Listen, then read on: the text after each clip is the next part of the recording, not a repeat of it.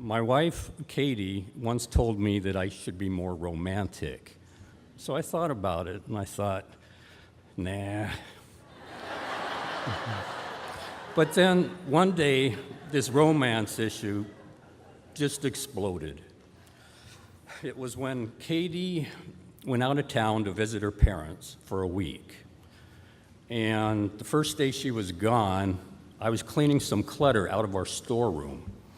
And from way deep in the back corner, I unearthed a box full of romance novels.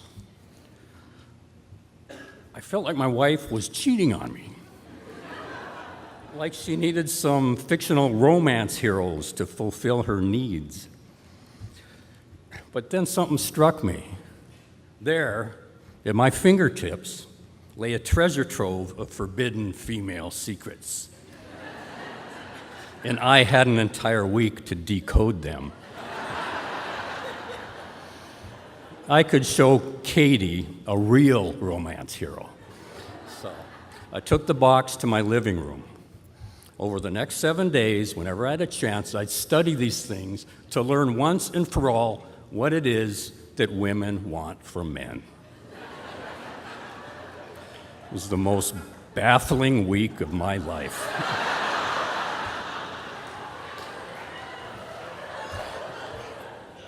I'm thumbing through the first novel. I come to this scene where some guy named Magnus swoops a woman named Elizabetha into his arms and spins her around. So I say, okay. So I make a note of that. And I practice this swooping maneuver to use on Katie. I just used our basset hound.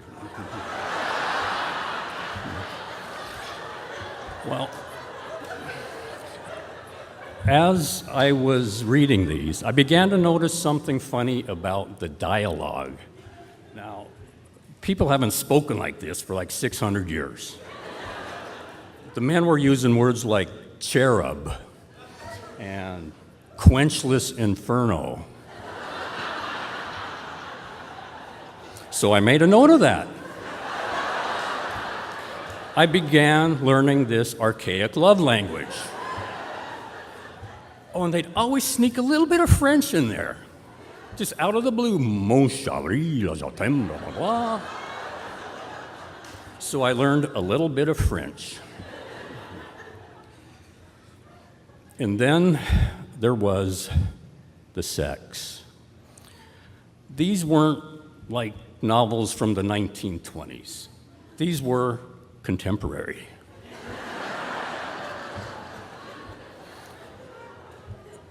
These were lurid. And the men in these books set the bar pretty high.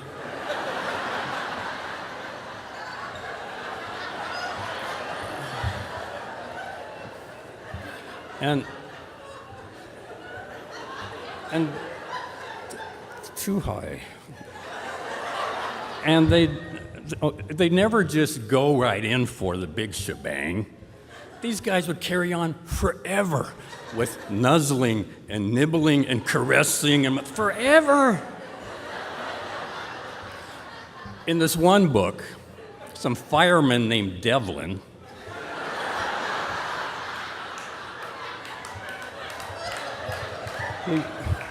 he went on nuzzling and nibbling for 20 pages.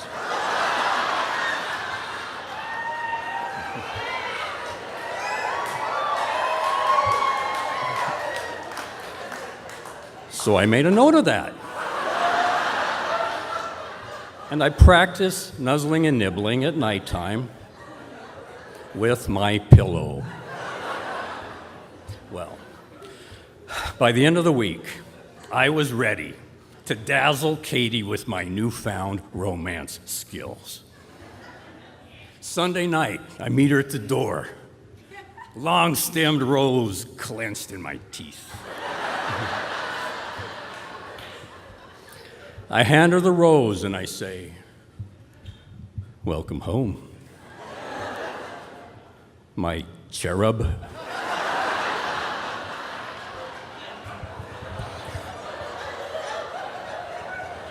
Then I lead her into the living room, and I swoop her into my arms.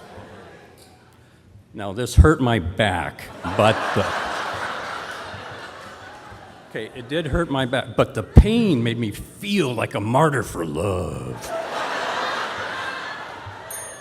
I hobble over to the sofa, and I plop her down, and I sit next to her.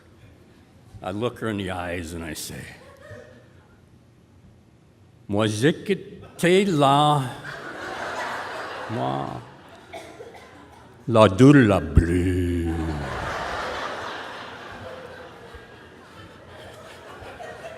I start getting ready for the nibbling and the nuzzling.